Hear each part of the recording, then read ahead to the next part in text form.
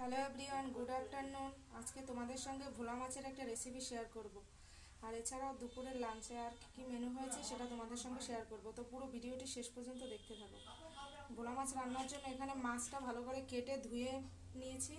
আর এখানে মশলা নিয়েছি সর্ষে বাটা, জিরে বাটা, আদা বাটা, কাঁচা লঙ্কা বাটা, পরিমাণ মতো হলুদ আর নুন। তো মাছটা ভালোভাবে নুন হলুদ দিয়ে মাখিয়ে ভেজে নেব। কড়াইতে দিয়ে দিলাম পরিমাণ মতো সর্ষের তেল। তেল গরম হয়ে গেছে, এবার মাছটা ভালোভাবে ভেজে নেবো এপিট ওপিট করে।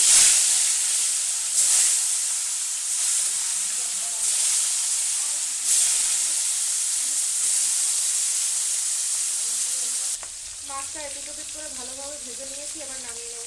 তো মাছ ভাজা কমপ্লিট। এবার মাছ ভাজা তেলে দিয়ে দেবো সাদা জিরে আর তৈরি করে রাখা মশলাগুলো দিয়ে ভালোভাবে কষিয়ে নেব। তো মশলাটা 2 মিনিট ধরে ঢাকা দিয়ে ভালোভাবে কষিয়ে নিয়েছি। দেখো মশলা গা দিয়ে তেল ছেড়ে দিয়েছে। এবারে একটু উষ্ণ গরম জল দিয়ে দেবো এর মধ্যে। তো দেখো উষ্ণ গরম জল দিয়েছি, ঝোলটা ভালো করে ফুটছে। এবার ভেজে রাখা মাছগুলো দিয়ে দেবো এক এক করে এর মধ্যে।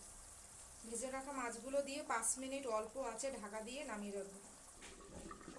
তো 5 মিনিট হয়ে গেছে। দেখো আমার মাছের ঝোলটা পুরো কমপ্লিট। আমি এখানে গা মাখা ঝোল রেখেছি, তোমরা চাইলে একটু বেশিও রাখতে পারো।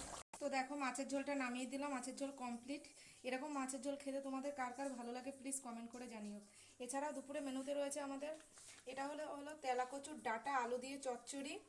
আর এখানে রয়েছে মুসুর ডাল, আর রয়েছে ডাল সিদ্ধ, টমেটো, আলু, উস্তে একসাথে মিশিয়ে আর কি মেখেছি এটা।